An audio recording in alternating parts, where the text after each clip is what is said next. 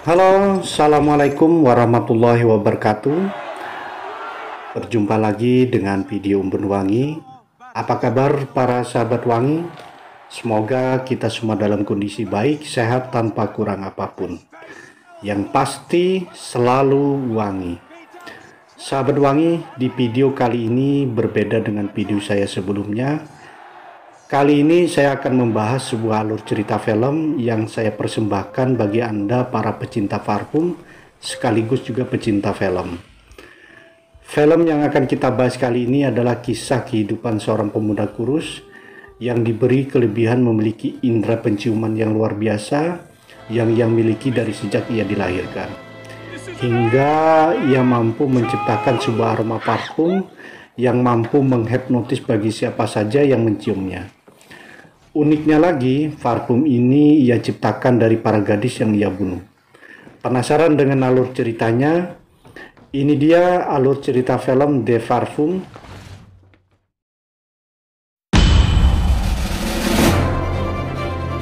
yang diambil dari kisah novel The Parfum karangan Patrick Susskind. Film ini berlatar belakang Prancis yang ditayangkan pertama kali pada tahun 2006 yang disutradarai oleh Tom Tykwer. Tapi sebelum kita lanjut, saya ingin ingatkan kepada sahabat wangi, video ini adalah murni video spoiler. Bagi Anda yang belum menonton film ini, silakan tonton dulu film ini secara utuh, karena biar bagaimanapun menonton film secara utuh tentunya akan memberikan pengalaman dan sensasi yang luar biasa. Bagi Anda yang suka spoiler, mari kita simak alur cerita filmnya. Tapi sebelum lanjut, silakan like dulu video ini. Dan bagi Anda yang belum subscribe channel ini, silakan subscribe dulu channel ini.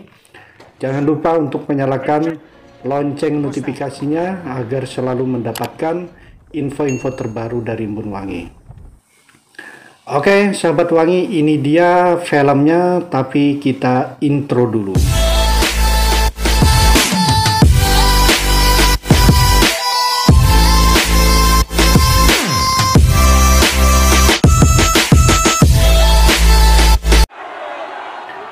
Jean-Baptiste Grenouille diperankan oleh Ben Whishaw adalah seorang anak yatim piatu yang terlahir di jalanan kumuh kota Paris. Dari seorang wanita penjual ikan di sebuah pasar yang ada di kota Paris. Sayangnya ia tidak diinginkan oleh sang ibu saat dia lahir dan hampir saja terbunuh. Untungnya para pengunjung pasar mengetahuinya, yang akhirnya sang ibu pun dijatuhi hukuman gantung. Jean-Baptiste yatim pun diserahkan kepada panti asuhan. Dari kecil dia tidak mahir berbicara, sehingga semua orang menjauhinya. Tapi dia dianugerahi indera penciuman yang luar biasa. Beranjak remaja, Jean-Baptiste dijual ke sebuah pabrik penyemakan kulit yang sangat bau, sehingga dia sangat tersiksa dengan aroma yang harus dihirupnya setiap hari. Life expectancy in the tannery was Ketika sedang mengantarkan pesanan kulit ke kota, Jean-Baptiste mengenal cairan wangi bernama parfum. Racikan seorang ahli parfum terkenal di Paris yang bernama Giuseppe Baldini yang diperankan oleh Hugh Jackman. Dia sangat menyukai wangi parfum itu dan berusaha keras untuk menemukan materi apa saja yang telah membuatnya begitu wangi. Ketika sedang sibuk mencari-cari aroma yang mungkin saja berada di antara campuran parfum itu, tiba-tiba saja ia mencium sebuah aroma yang sangat wangi yang belum pernah ia cium sebelumnya. Ternyata aroma wangi yang ia cium itu berasal dari seorang gadis penjual buah yang sedang berjalan beberapa meter di depannya. Gadis itu miskin, jadi tidak mungkin mengenakan parfum. Jadi aroma wangi yang diciumnya itu sudah pasti berasal dari aroma alami tubuhnya. Ketika itulah Jean-Baptiste menemukan aroma yang paling wangi di antara semua campuran parfum biasa, yaitu aroma gadis muda yang cantik. Saking terobsesinya dengan aroma wangi ini, Jean Baptiste mulai membunuhi satu persatu gadis cantik yang ada di kota itu. Dia membuat suatu ramuan dari lemak hewan yang bisa menyimpan aroma tubuh gadis itu. Hanya saja caranya memang aneh. Dia harus mengoleskan lemak itu ke sekujur tubuh si gadis, lalu mengeruknya kembali lemak dari kulitnya dengan menggunakan sebuah pisau. Tapi tentu saja semua gadis yang dimintanya menjadi sukarelawan akan ketakutan dan menolak. Akhirnya dia membunuhnya. Gadis pertama yang dia bunuh adalah si penjual buah yang ia temukannya di jalan. Jean Baptiste bekerja di toko peracik parfum milik Giuseppe Baldini. Karena memiliki kelebihan indera penciuman yang luar biasa, toko Baldini yang tadinya sepi dan akan bangkrut bisa bangkit kembali, menjadi sebuah toko parfum yang sangat digemari oleh warga Paris. Di toko inilah Jean Baptiste belajar lebih banyak lagi bagaimana mengabadikan sebuah aroma yang berasal dari tumbuhan maupun hewan. Obsesi Jean Baptiste untuk menciptakan aroma dari para gadis cantik selalu menjadi obsesinya yang tidak bisa dia bendung. Ia pun memutuskan untuk berhenti dari toko Baldini dan mulai meraih obsesinya untuk menciptakan parfum dari para gadis cantik.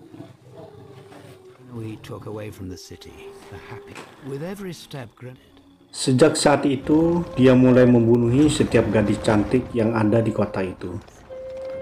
Seluruh penduduk kota ketakutan.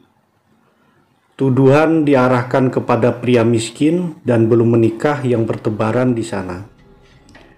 Akibatnya, banyak yang menjadi korban, dibunuh karena dicurigai.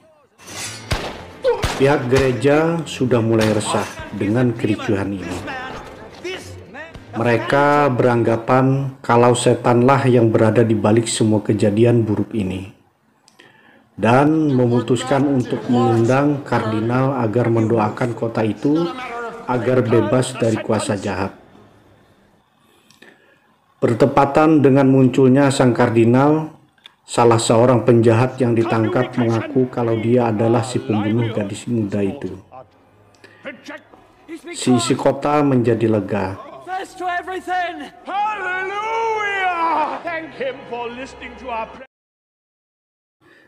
Tak ada lagi yang takut keluar malam. Mereka kembali berpesta seperti sebelum kejadian pembunuhan itu berlangsung.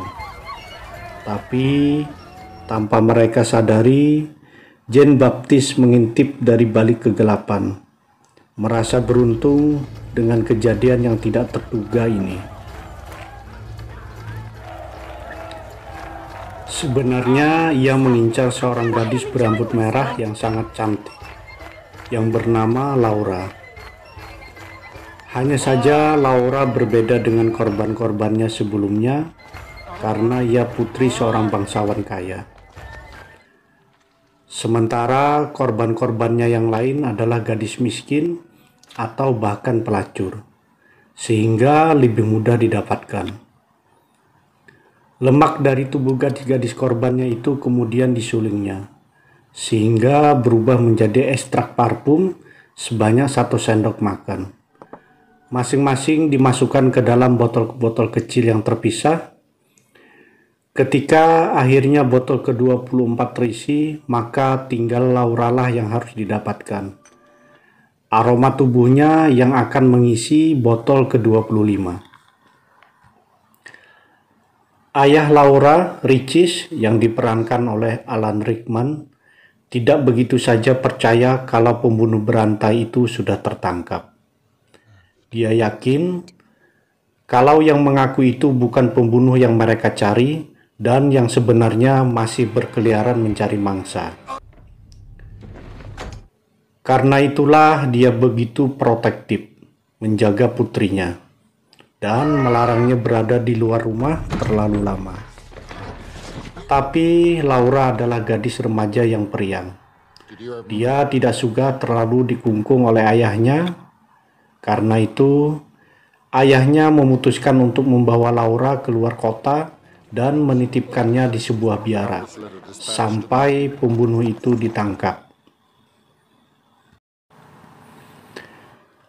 Mereka berangkat dini hari dengan naik kuda. Ricis merancang agar rombongan mereka dibagi dua. Satu rombongan yang membawa perlengkapan, mereka berjalan lewat jalur selatan. Sementara mereka berdua melewati utara. Tapi penciuman Jean Baptiste yang sangat luar biasa tidak bisa ditipu. Ia tetap bisa menemukan keberadaan Laura hanya dengan menghirup napas dalam-dalam, berusaha menghirup aroma gadis cantik itu. Dan dia pun berhasil menemukannya dan membunuh Laura ketika sedang tidur di kamarnya. Ia lalu menyuling lemak tubuh Laura dan mencampurnya dengan ke-24 botol kecil yang sudah dimilikinya. Terkumpullah satu botol kecil berisi beberapa mililiter inti parfum dari ke-25 gadis muda dan cantik yang sudah dibunuhnya.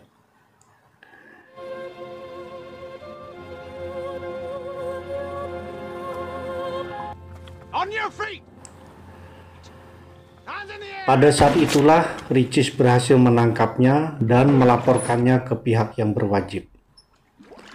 Mereka merencanakan hukuman yang sangat kejam untuk Jean Baptiste.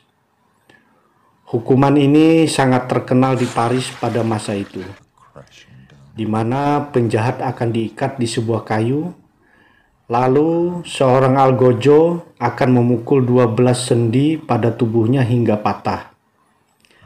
Ini adalah proses kematian yang sangat menyakitkan dan lama, sehingga penjahat itu akan merasa sakit yang amat luar biasa terlebih dahulu, baru kemudian mati. Ketika dijemput dari penjara, Jean Baptiste mengeluarkan botol parfumnya dan tanpa sengaja mengeluarkan beberapa tetes ke tangannya. Tanpa diduga, setelah mencium aroma parfum itu, kepala penjara berubah sikap dan tunduk menyembahnya. Ia bahkan memberikan bajunya yang mewah untuk dipakai oleh Jean Baptiste. Juga memberikan kereta kudanya untuk dipakai Jean Baptiste ke lapangan tempat dia akan dieksekusi.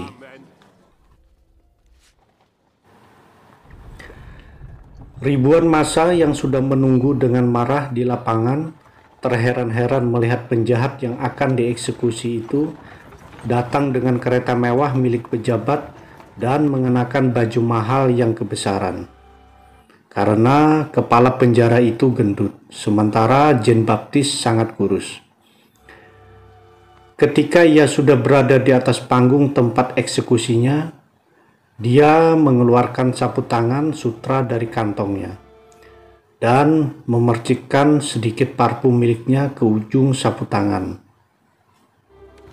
Sang eksekutor yang terlihat besar dan bengis langsung berlutut menyembahnya dan berseru kepada orang banyak kalau Jean Baptiste tidak bersalah. Orang-orang sampai heran. Jean Baptiste semakin bersemangat.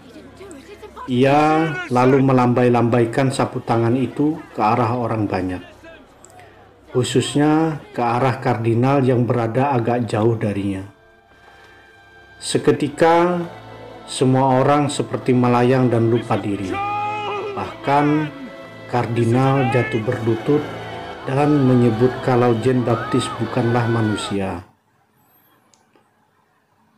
Dan dalam sekejap, kerumunan orang ramai itu berlutut menyembahnya lalu pingsan tak sadarkan diri. Di akhir cerita ditunjukkan kalau Jean Baptiste berjalan sendirian menuju ke tempat kumuh tempat ia dilahirkan. Dalam perjalanan ia berpikir kalau parfum yang dimilikinya ini tidak ada artinya sama sekali. Parfum itu memang bisa membuat dia memperbudak si isi dunia. Dia bisa mengirim surat yang ditetesi parfum itu kepada Paus dan mengatakan kalau ia adalah Mesias yang baru. tapi Jane Faust tidak melakukannya. Sehebat apapun parfum itu, tidak akan bisa membuat orang lain mencintainya dengan tulus. Perfume could. Mereka hanya mencintainya karena parfum itu. Dan gadis yang dicintainya, si penjual bunga di jalanan kumuh yang pertama dibunuhnya, tidak akan hidup kembali. Renouille entered the city. Meskipun dia memiliki satu tong besar parfum ajaib itu, Back to the place. tetap saja dia sendirian di dunia ini. Kesepian. Akhirnya dia memutuskan untuk kembali ke daerah yang membesarkannya dulu, di jalanan kumuh kota Paris. Sesampainya di sana, dia melihat segerombolan pengemis dan gelandangan yang sedang berkumpul mengelilingi api unggun kecil. Jean Baptiste lalu menuangkan seluruh isi botol itu ke tubuhnya. Semua gelandangan itu menoleh ke arahnya dan terpesona. Dengan menjerit-jerit, mereka lari mendekatinya dan menggerubunginya. Rasa cinta yang mereka rasakan begitu besar sehingga mereka semua memakan Jean Baptiste hidup-hidup tanpa tersisa. Tulang belulangnya pun habis. Begitulah akhir si peracik parfum yang ahli. Tewas karena dimakan oleh gelandangan. Ternyata kekuasaan terbesar sekalipun tidak bisa membuat seseorang bahagia.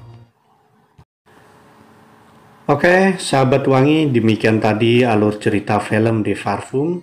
Semoga saja film ini bisa menghibur Anda semua. Jika Anda suka dengan video ini, silakan like, komen, dan share video ini. Berjumpa lagi dengan video saya selanjutnya. Wassalamualaikum warahmatullahi wabarakatuh. Salam wangi.